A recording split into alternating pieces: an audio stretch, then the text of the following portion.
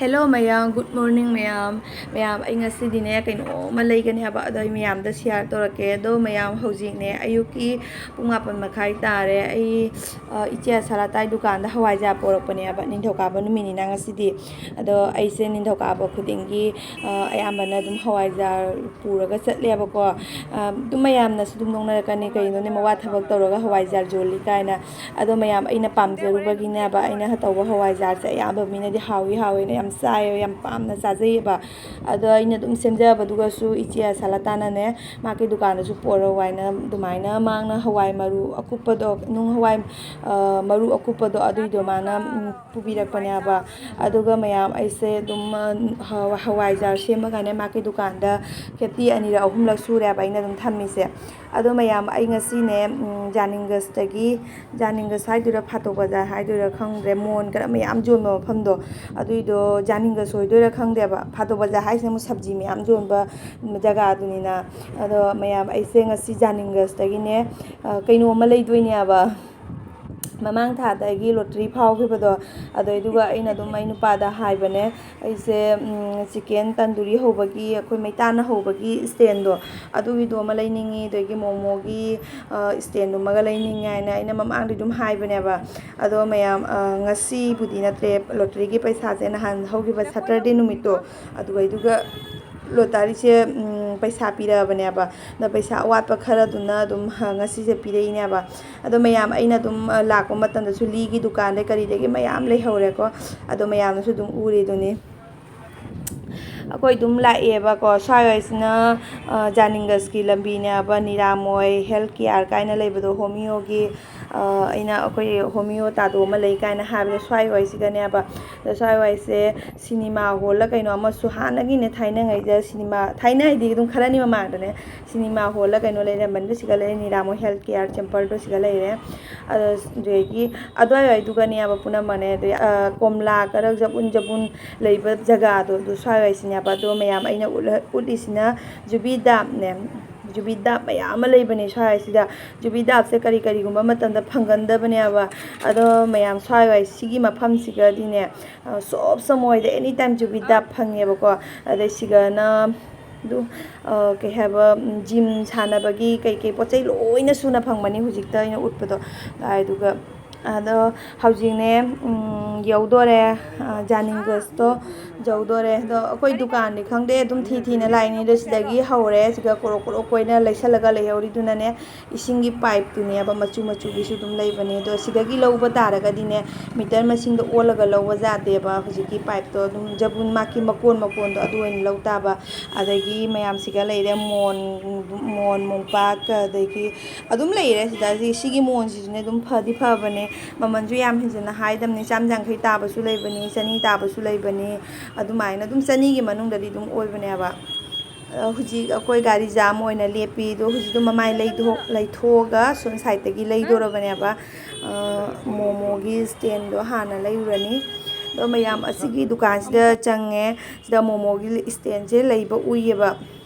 momo gi stand haina drane asigi se weight olaga piyaba maman se lupa chama panga kun haiba ado aina chani panjang lawaina haba ainu padi kari hauni makti haina ba sungamde aina dada sare acholo boini somoy ayukni goni kai ki ngangjanba mana maya higalaga nokna leiriba side tamba dugi nupa ga chamina ba se yam thina nungai te mana e pitho mo no gi sumaina chamina raga talli kholi en tokhalaya bamra ado dumaina maki maronde hujikan ge mayang mai te puna ma ko mayang de kari puna mai te ron tho bane ba do mayang du khange joli mi du dumai to na chama pane taw su ya yadre ba aduna chama pane pitho me do mayam asina bhawel ne ba bhawen se swai se jamna phajabane nun thana mina video hapapoda u khre ba adu egi mayam india club taina hotel ama khagle ba ko adu egi plau yam sai ba adu egi akoi sak thongoro ngasi plau oina puraga chatlani ado plau to tongana extra bora su hapine ba adu de mayam da share ta hodre mayam asina mathangi numita lawba video ni asigi se silchar tarapur railway station da leiba mandir ni tara railway station da ne mandir mafam ani thongna la leba asina he surong mapan da leiba ni aduegi manung rondam ju le manung rogi sidi lapa bani na ubo su phangdre ba ꯑꯗꯣ ꯃꯌꯥꯝ ꯑꯩꯈꯣꯏ ꯍꯧꯖꯤꯛ M ꯕꯖꯥꯔꯗ ꯂꯥꯛꯏꯅꯦ M ꯕꯖꯥꯔꯗ ꯑꯩꯈꯣꯏ ꯃꯨꯅꯤꯅ ꯈꯣꯡꯎꯞ ꯑꯃ ꯄꯥꯝꯃꯝꯕ ꯑꯁꯤꯒꯨꯝꯕꯒꯤ ꯑꯃꯈꯛ ꯄꯥꯝꯃꯝꯕ ꯑꯗꯨꯒꯤꯗꯣ ꯉꯔꯥꯡ ꯄꯥꯝꯃꯦꯅ ꯇꯧꯔꯒ ꯃꯄꯥꯅ ꯁꯨ ꯑꯣꯏꯅ ꯂꯧ ꯑꯁꯤꯒꯤꯁꯦ ꯐꯖꯗꯦ ꯀꯥꯏꯅ ꯍꯥꯏꯕꯗꯨ ꯊꯝꯃꯝꯃꯕ ꯑꯗꯨꯒꯤꯗꯣ ꯉꯁꯤ ꯑꯃꯨꯛ ꯂꯧꯒꯦ ꯍꯥꯏꯅ ꯂꯥꯛꯄꯗ ꯂꯩꯔꯝꯗ꯭ꯔꯦꯕ ꯑꯗꯨꯅ ꯍꯧꯖꯤꯛꯀꯤ ꯑꯉꯧꯕꯗꯣ ꯑꯣꯏꯅ ꯄꯨꯔꯒ ꯂꯥꯛꯑꯦ ꯑꯗꯒꯤ ꯃꯌꯥꯝ ꯁꯤꯒꯩꯁꯤꯒ ꯄꯨꯖꯥꯒꯤ ꯀꯂꯦꯛꯁꯟ ꯃꯃꯥꯡꯗ ꯂꯩꯍꯧꯗꯕꯁꯤꯡ ꯉꯁꯤ ꯃꯌꯥꯝ ꯐꯖꯕ ꯃꯌꯥꯝ ꯂꯩꯔꯝꯃꯦꯕ ꯅꯍꯥꯟ ꯃꯃꯥꯡꯗꯗꯤ ꯑꯩꯈꯣꯏ ꯅꯅꯥꯒꯤ ꯐꯤ ꯊꯤꯕꯒ ꯌꯥꯝ ꯊꯤꯅ ꯋꯥꯈ꯭ꯔꯦꯕ ꯐꯤ ꯑꯅꯧꯕ ꯑꯝꯇ ꯂꯥꯛꯇꯦ ꯑꯗꯣ ꯉꯁꯤꯗꯤ ꯐꯖꯕ ꯑꯅꯧꯕ ꯃꯌꯥꯝ ꯂꯥꯛꯑꯝꯃꯦ ꯑꯗꯩ ꯑꯩꯅ ꯍꯧꯖꯤꯛ ꯄꯥꯏꯔꯤꯕ ꯐꯨꯔꯤꯠꯀꯁꯦ ꯑꯗꯨꯝ ꯑꯩꯈꯣꯏꯒꯤ ꯈꯣꯡꯒ꯭ꯔꯥꯎ ꯃꯊꯛꯇ ꯁꯦꯠꯄꯒꯤꯅꯦꯕ ꯃꯃꯟꯒꯁꯨ ꯌꯥꯝ ꯍꯦꯟꯖꯟꯅ ꯇꯥꯡꯗꯦ ꯑꯗꯨ ꯂꯨꯄꯥ 100ꯇꯅꯦꯕ ꯏꯔꯤꯁꯤꯡꯁꯦ ꯑꯗꯩ ꯃꯊꯛꯇ ꯀꯥꯔꯇꯨꯟꯗ ꯂꯤꯁꯜꯂꯒ ꯂꯩꯕꯗꯣ ꯑꯗꯨꯁꯨ ꯂꯣꯏꯅ ꯂꯨꯄꯥ 100ꯅꯤ ꯑꯗꯩ ꯑꯁꯤꯒꯤ ꯐꯨꯔꯤꯠꯁꯤꯃꯅꯦ ꯑꯩꯅ ꯍꯥꯠꯀꯇꯥ ꯑꯣꯏꯕꯗꯨꯒ ꯑꯩ ꯅꯨꯄꯥꯒꯤ ꯌꯥꯝ ꯊꯤꯅ ꯄꯥꯝꯃꯨꯔꯕꯀꯣ ꯈꯪꯗꯦ ꯃꯉꯣꯟꯗꯗꯤ ꯌꯨꯝ ꯌꯧꯔꯒꯗꯤ ꯑꯩꯅ ꯑꯃꯨꯛ ꯁꯦꯝꯗꯣꯛꯑꯦꯕꯀꯣ ꯑꯗꯨꯒꯤꯗꯣ ꯑꯩꯅ ꯂꯨꯄꯥ 100 ꯄꯤꯅ ꯑꯃꯨꯛ ꯂꯩꯔꯛꯑꯦ ꯑꯩꯈꯣꯏ ꯃꯨꯅꯤꯒ ꯑꯩꯒ ꯂꯩꯁꯤꯔꯥ ꯍꯥꯏꯅ ꯍꯥꯏꯅꯔꯒ ꯑꯗꯨꯗꯒꯤ ꯇꯧꯅ ꯐꯔꯦ ꯂꯩꯈ꯭ꯔꯁꯦ ꯍꯥꯏꯅ ꯇꯧꯅ ꯂꯩꯔꯛꯏꯅꯦꯕ ꯑꯗꯒꯤ ꯃꯌꯥꯝ ꯑꯩꯈꯣꯏ ꯍꯧꯖꯤꯛ ꯀꯩꯅꯣꯗ V2ꯗ ꯑꯃꯨꯛ ꯂꯥꯛꯑꯦ ꯑꯁꯤꯒꯤ V2ꯁꯦ ꯑꯩꯒ ꯌꯥꯝ ꯆꯥꯟꯅꯕ ꯍꯥꯏꯇꯥꯔꯦ ꯑꯩꯒꯤ ꯐꯤ ꯑꯌꯥꯝꯕ ꯑꯁꯤꯒꯤ ꯑꯅꯧꯕ V2ꯁꯦ ꯑꯁꯤꯒꯤꯁꯤꯗꯒꯤ ꯑꯗꯨꯝ ꯂꯧꯔꯦꯕ ꯑꯁꯤꯒꯤꯁꯤꯅ ꯎꯀꯤꯜ ꯄꯥꯇꯤꯒꯤꯗꯨꯒ ꯂꯩꯕ ꯑꯅꯧꯕ V2ꯗꯨꯅꯦꯕ ꯄꯥꯋꯦꯜ ꯄꯣꯏꯟ ꯌꯧꯗ꯭ꯔꯤꯉꯩꯗ ꯑꯁꯤꯒꯤ V2ꯁꯤꯒ ꯑꯩ ꯐꯤ ꯀꯂꯦꯛꯁꯟ ꯌꯥꯝ ꯄꯥꯝꯕ ꯑꯩꯅ ꯑꯄꯥꯝꯕ ꯉꯥꯛꯇ ꯑꯌꯥꯝꯕ ꯑꯣꯏꯒꯜꯂꯦꯕ ꯑꯗꯣ ꯉꯁꯤꯁꯨ ꯑꯩ ꯁꯤꯗꯒꯤ ꯁꯦꯂꯣꯔ ꯑꯃ ꯂꯧꯔꯛꯑꯦ ꯌꯥꯝ ꯍꯦꯟꯖꯟꯅꯕꯨꯗꯤ ꯇꯥꯡꯗꯦ ꯑꯩꯒꯤ ꯁꯦꯂꯣꯔꯗ ꯃꯤ ꯈ꯭ꯋꯥꯏꯗꯤ ꯄꯨꯖꯥ ꯃꯇꯝꯅꯤ ꯀꯥꯏꯅ ꯑꯇꯥꯡꯕ ꯐꯤ ꯂꯧꯅꯔꯝꯒꯅꯦꯕ ꯑꯩꯗꯤ ꯂꯨꯄꯥ 400ꯇ ꯇꯥꯕ ꯐꯤꯅꯦꯕ ꯂꯧꯔꯛꯏꯁꯦ ꯑꯇꯥꯡꯕ ꯐꯤꯗꯣ ꯃꯃꯥꯡꯗ ꯐ꯭ꯔꯣꯛ 2-3 ꯂꯩꯔꯦ ꯑꯗꯨꯁꯨ ꯂꯧꯁꯜꯂꯒ ꯂꯨꯄꯥ 1,000 ꯍꯦꯟꯕ ꯉꯥꯛꯇꯅꯤ ꯂꯧꯁꯜꯂꯒ ꯑꯝꯇ ꯂꯤꯠꯅꯗ꯭ꯔꯦꯕ ꯑꯗꯨꯗꯒꯤ ꯑꯩꯈꯣꯏ V2ꯗꯒꯤ ꯊꯣꯛꯂꯛꯑꯒ ꯑꯁꯤꯅ ꯑꯃꯨꯛ ꯕꯤꯁꯥꯜꯗꯅꯦꯕ ꯑꯁꯤꯒꯤ ꯐ꯭ꯔꯣꯛ ꯍꯥꯏꯗꯣꯏꯅꯦꯕꯀꯣ ꯑꯁꯤꯁꯦ ꯃꯊꯛꯇꯤ ꯇꯥꯏꯠ ꯑꯣꯏꯔꯒ ꯁꯤꯁꯦ ꯌꯥꯝ ꯄꯥꯝꯃꯦꯕ ꯄꯥꯝꯃꯒꯁꯨ ꯑꯩ ꯂꯧꯔꯛꯇ꯭ꯔꯦꯕ ꯍꯧꯖꯤꯛꯇ ꯁꯦꯂꯣꯔ ꯑꯃ ꯂꯧꯔꯛꯄꯗꯨꯗꯁꯨ ꯑꯩꯅ ꯂꯧꯔꯛꯇ꯭ꯔꯦ ꯑꯗꯨꯗꯒꯤ ꯃꯌꯥꯝ ꯑꯁꯤꯒꯤ ꯃꯦꯇ꯭ꯔꯦꯁꯁꯦ ꯂꯨꯄꯥ 1,000 ꯇꯥꯕꯁꯦ ꯕꯤꯁꯥꯜꯗ 549ꯗ ꯇꯥꯏꯕ ꯑꯗꯣ ꯑꯁꯤꯒꯤꯁꯦ ꯑꯃ ꯑꯩ ꯂꯧꯒꯅꯤ ꯉꯁꯤꯗꯤ ꯂꯧꯔꯛꯇ꯭ꯔꯦꯀꯣ ꯃꯊꯪ ꯊꯥꯗ ꯑꯃꯨꯛ ꯆꯠꯄ ꯃꯇꯝꯗ ꯂꯧꯒꯅꯤ ꯑꯗꯒꯤ ꯃꯌꯥꯝ ꯑꯩꯈꯣꯏ ꯃꯨꯅꯤꯅ ꯑꯗꯨꯝ ꯚꯤꯗꯤꯑꯣ ꯈꯔ ꯂꯧꯔꯝꯕꯅꯤ ꯑꯁꯤꯒꯤꯁꯦ ꯃꯥꯗꯤ ꯚꯤꯗꯤꯑꯣꯗꯣ ꯂꯧꯕ ꯍꯩꯇꯦꯗꯅꯀꯣ ꯑꯗꯣ ꯀꯣꯜ ꯂꯤꯛꯇ ꯀꯔꯤꯗꯒꯤ ꯑꯗꯨꯝ ꯃꯥꯅ ꯇꯧꯔꯝꯃꯤꯁꯦ ꯌꯥꯝ ꯈꯥꯏꯕ ꯃꯇꯠꯅꯦꯕ ꯚꯤꯗꯤꯑꯣꯁꯦ ꯑꯗꯣ ꯃꯥꯅ ꯑꯗꯨꯝ ꯂꯧꯔꯝꯕꯗꯣ ꯑꯩ ꯑꯗꯨꯝ ꯅꯨꯡꯁꯤꯅ ꯍꯥꯞꯄꯛꯄꯅꯤꯗ ꯑꯗꯨꯒ ꯌꯦꯡꯉꯨꯅꯦ ꯁꯦꯠꯀꯁꯦ ꯑꯗꯨꯝ ꯂꯨꯄꯥ 150 300 ꯑꯗꯨꯃꯥꯏꯅ ꯑꯗꯨꯝ ꯍꯥꯏꯕꯅꯦꯕ ꯃꯥꯅ ꯂꯧꯕꯤꯔꯝꯃꯤꯅꯦ ꯑꯩꯅ ꯃꯣꯕꯥꯏꯜꯗꯣ ꯑꯩꯒꯤ ꯕꯦꯒꯇꯣ ꯖꯨꯛꯀꯤ ꯕꯦꯒ ꯈꯔ ꯑꯆꯧꯕꯗꯣ ꯄꯨꯔꯒ ꯆꯠꯂꯦ ꯑꯗꯣ ꯍꯥꯡꯗꯣꯛ ꯍꯥꯡꯖꯤꯟꯗꯣ ꯆꯦꯟꯗꯣ ꯀꯨꯏꯁꯟꯕꯅꯤꯅ ꯑꯩꯅ ꯁꯤꯖꯤꯟꯅꯗꯉꯩ ꯑꯗꯨꯝ ꯊꯝꯕꯀꯣ ꯑꯗꯨꯅ ꯆꯦꯟꯗꯣ ꯍꯥꯡꯗꯣꯛ ꯍꯥꯡꯖꯤꯟꯗꯣ ꯅꯨꯡꯉꯥꯏꯇ꯭ꯔꯦꯕ ꯑꯗꯨ ꯑꯩꯅ ꯑꯗꯨꯝ ꯃꯉꯣꯟꯗ ꯄꯥꯏꯔꯣ ꯃꯣꯕꯥꯏꯜꯁꯦ ꯍꯥꯏꯅ ꯑꯩꯗꯤ ꯉꯥꯏꯍꯥꯛꯇ ꯐꯤꯐꯥ ꯚꯤꯗꯤꯑꯣꯗ ꯃꯇꯠ ꯂꯧꯕꯅꯤꯅ ꯑꯩꯅ ꯕꯦꯒꯇꯨꯒ ꯍꯥꯞꯆꯤꯜꯂꯒ ꯑꯃꯨꯛꯀ ꯑꯃꯨꯛ ꯅꯨꯡꯉꯥꯏꯇꯦꯅ ꯑꯩꯅ ꯃꯉꯣꯟꯗ ꯑꯗꯨꯝ ꯄꯥꯏꯍꯟꯕꯅꯦ ꯑꯗꯨꯗꯒꯤ ꯃꯥꯅ ꯚꯤꯗꯤꯑꯣꯁꯦ ꯂꯧꯔꯝꯕꯅꯤ ꯑꯁꯤꯒꯤ ꯄꯨꯈꯝꯁꯦ ꯑꯩꯅ ꯑꯗꯨꯝ ꯄꯥꯏꯔꯝꯃꯤꯕꯅꯦ ꯑꯩꯕꯨ ꯂꯧꯁꯤꯔ ꯀꯥꯏꯅꯅꯦ ꯇꯦꯡꯀꯣꯠꯁꯨ ꯃꯥꯡꯗ꯭ꯔꯦꯗꯅꯀꯣ ꯑꯗꯩꯗꯤ ꯑꯗꯨ ꯑꯗꯨꯝ ꯈꯜꯂꯝꯃꯦ ꯑꯗꯩ ꯀꯩꯗꯧꯗꯣꯏꯅꯣꯗ ꯍꯥꯏꯅ ꯈꯟꯅ ꯑꯩꯗꯤ ꯏꯁꯇꯨꯁꯦ ꯌꯥꯝ ꯄꯥꯏꯌꯦꯕꯀꯣ ꯑꯗꯨꯅ ꯂꯧꯔꯛꯇ꯭ꯔꯦꯗ ꯄꯥꯝꯕꯨꯗꯤ ꯑꯗꯨꯝ ꯄꯥꯝꯕꯅꯦ ꯑꯗꯩ ꯑꯁꯤꯒꯤ ꯀꯞꯁꯦ buy 1 get 1ꯅꯦ ꯑꯁꯤꯒꯤ ꯀꯞꯁꯦ ꯊꯦꯡꯖꯤꯟꯅꯔꯒ ꯄꯣꯠꯁꯦ ꯑꯗꯨꯝ ꯐꯖꯩꯌꯦꯕ ꯆꯥꯒꯔꯒ ꯍꯥꯞꯄꯗꯤ ꯆꯥꯒꯗꯤ ꯈꯔ ꯌꯥꯝꯅ ꯑꯗꯨꯝ ꯆꯟꯒꯅꯤ ꯃꯊꯨꯟꯗꯣ ꯆꯞ ꯌꯨꯡꯉꯦꯕ ꯊꯦꯟꯖꯪꯅꯔꯒ ꯒꯛ ꯂꯥꯎ ꯇꯦꯛꯄꯗꯣ ꯑꯗꯨꯃꯥꯏꯅ ꯑꯣꯏꯌꯦꯕ ꯑꯗꯩ ꯁꯤꯒꯅ ꯅꯣꯟ ꯁ꯭ꯇꯤꯛꯀꯤ ꯈꯥꯡꯒꯨꯝꯕ ꯂꯩꯔꯦ ꯁꯦ ꯏꯁꯤꯡ ꯈꯔ ꯊꯛꯑꯣ ꯃꯌꯥꯝ ꯑꯩꯈꯣꯏ ꯕꯤꯁꯥꯜꯗꯒꯤ ꯊꯣꯛꯂꯛꯑꯒ ꯍꯧꯖꯤꯛ ꯅꯍꯥꯇꯥ ꯌꯧꯔꯦ ꯑꯗꯣ ꯅꯍꯥꯇꯥꯒꯤ ꯃꯅꯥꯛꯇꯨꯒ ꯁꯨꯃꯥꯏꯅ ꯈꯣꯡꯎꯞ ꯃꯌꯥꯝ ꯑꯃ ꯌꯣꯟꯕꯅꯦꯕ ꯁꯦꯟꯗꯜ ꯈꯪꯗꯦ ꯈꯣꯡꯎꯞ ꯈꯪꯗꯦ ꯑꯗꯣ ꯑꯁꯤꯁꯦ ꯇꯥꯡꯁꯨ ꯇꯥꯡꯗꯕꯅꯦ ꯐ꯭ꯂꯥꯏꯠꯀꯤꯁꯨ ꯑꯌꯥꯝꯕ ꯑꯣꯏꯕꯅꯦꯕ ꯑꯗꯨꯏꯗꯣ ꯑꯩ ꯑꯃ ꯂꯧꯁꯤꯔꯥ ꯍꯥꯏꯅ ꯈꯟꯕ ꯑꯗꯨ ꯂꯧꯔꯛꯇ꯭ꯔꯦꯕ ꯑꯗꯣ ꯁꯤꯗ ꯅꯍꯥꯇꯥꯁꯤꯒꯤ ꯆꯨꯝꯅ ꯆꯠꯂꯒ ꯖꯥꯅꯤꯡꯒꯁ ꯇꯥꯔꯨꯗꯣꯏꯅꯦꯕꯀꯣ ꯑꯗꯣ ꯖꯥꯅꯤꯡꯒꯁꯀꯤ ꯃꯦꯟ ꯔꯣꯗꯇꯣ ꯐꯪꯗ꯭ꯔꯤꯉꯩꯗꯅꯦ ꯑꯩꯈꯣꯏ ꯃꯨꯅꯤꯒꯤ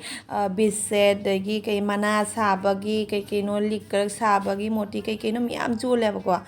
ꯑꯗꯨꯒꯤ ꯃꯐꯝꯗꯣ ꯆꯠꯀꯦ ꯍꯥꯏꯅ ꯂꯥꯛꯏꯅꯦ ꯑꯩ ꯈꯪꯕꯨꯗꯤ ꯈꯪꯗꯦꯕ ꯗꯨꯀꯥꯟꯗꯣ ꯃꯃꯥꯡꯗ ꯑꯃꯨꯛꯈꯛꯇꯤ ꯆꯠꯂꯨꯔꯦꯕ ꯑꯗꯣ ꯍꯧꯖꯤꯛꯇꯤ ꯒ꯭ꯌꯥꯟ ꯇꯥꯗ꯭ꯔꯦ ꯑꯗꯨꯃꯥꯏꯅ ꯇꯧꯅ ꯑꯩꯈꯣꯏꯁꯦ ꯆꯠꯂꯨꯔꯒ ꯑꯃꯨꯛ ꯍꯜꯂꯒ ꯂꯥꯛꯑꯦꯕ ꯀꯩꯒꯤꯅꯣ ꯊꯥꯗꯣꯛꯑꯝꯃꯦꯕ ꯗꯨꯀꯥꯟꯗꯣ ꯑꯗꯣ ꯑꯁꯤꯒꯤ ꯗꯨꯀꯥꯟꯁꯤꯗꯤꯅꯦ ꯚꯨꯝꯔꯥꯖ ꯂꯩꯕꯗꯣ ꯅꯍꯥꯇꯥꯗꯤ ꯈꯤꯇꯪ ꯆꯠꯈꯠꯂꯒ ꯚꯨꯝꯔꯥꯖ ꯗꯨꯀꯥꯟ ꯂꯩꯕꯗꯣ ꯚꯨꯝꯔꯥꯖꯇꯤ ꯃꯌꯥꯝ ꯄꯨꯝꯅꯃꯛꯁꯨ ꯈꯪꯉꯝꯒꯅꯦꯕ ꯑꯗꯨꯒꯤ ꯚꯨꯝꯔꯥꯖꯇꯨꯒꯤ ꯍꯦꯛ ꯑꯣꯄꯣꯖꯤꯠꯇ ꯂꯩꯕꯅꯦꯕ ꯑꯗꯨꯃꯥꯏꯅ ꯑꯣꯄꯣꯖꯤꯠꯀꯤ ꯒꯂꯤꯗꯨꯒꯆꯪꯉꯛꯑꯦ ꯑꯗꯨꯒ ꯁꯤꯒꯗꯤ ꯈꯣꯡꯎꯞ ꯑꯃꯠꯇ ꯌꯣꯟꯕꯅꯦꯕ ꯑꯗꯣ ꯃꯌꯥꯝ ꯑꯁꯤ ꯃꯁꯥꯡꯁꯤꯃ ꯈꯣꯡꯎꯞ ꯌꯣꯟꯕꯅꯤ ꯁꯤꯒꯩꯁꯤꯒ ꯌꯦꯡꯉꯨ ꯑꯁꯤꯒꯤ ꯈꯣꯡꯎꯞꯀꯁꯦ ꯑꯩꯅ ꯃꯄꯥꯟꯗꯒꯤ ꯗꯨꯀꯥꯟ ꯑꯆꯧꯕꯗꯒꯤ ꯂꯩꯕꯀꯁꯦ ꯂꯨꯄꯥ 1,900ꯒ ꯇꯥꯏꯑꯦꯕ ꯑꯗꯣ ꯁꯤꯒꯗꯤ ꯌꯥꯝ ꯇꯥꯡꯉꯝꯃꯣꯏꯑꯕ ꯑꯗꯣ ꯃꯌꯥꯝ ꯍꯧꯖꯤꯛ ꯃꯣꯇꯤꯒꯤ ꯗꯨꯀꯥꯟꯗꯨ ꯌꯧꯔꯦ ꯁꯤꯅ ꯂꯤꯛꯀꯤ ꯃꯅꯤꯡꯒꯤ ꯏꯁꯀ꯭ꯔꯨꯗꯨꯅꯦꯕ दुकान सिगी दुकान सिगा लागा आई खंगीबो करी करी कमाई तौरीबो खोलीबो आइदी अमता खंगदेबा मुनी पोरकपदगी आइसिनी माना कई कईनो खंगदे पंगलौता लौरे सिगासु कई कईनो मयाम लैरेबा अद मयाम माना लौरी पोचिंग जिंग यंगलके आइदी खंगदेने इचानुपिगा लाकपसे कई कईनो मयाम उबा फंगे सिगासु जेंगोने आइदी खंगजदेबा लोइसेंगोने असी उजरी आइसिनी आबुजागी पोसै थिनारिबा माइ पेमा लंबी चथमगा लैतेबो लाउथोंदनि ममांगदैसे देखो केस ना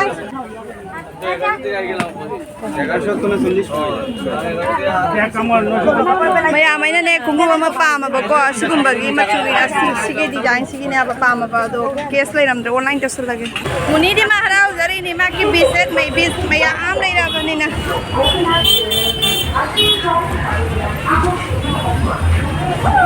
10-20 더 사이드서 맞자 복토래네 10-20 더 맞다 사이드서 맞자 복토래네 그냥 까는 말에 मैम सिगी मंदिर जेंगो तारापुरदने खुफाजमनि मंदिर खुफाजमनि आबे याद आइदो खुफाजमनि हाय मंदिर याम फजै आइबे मंदिर से संग बाजारो ये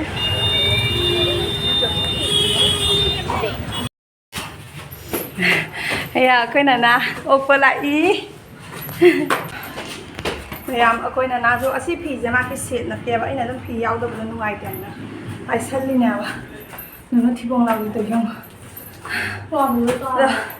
वीडियो ले चला सिरा नुना मैम वीडियो से साइड ले चला टाटा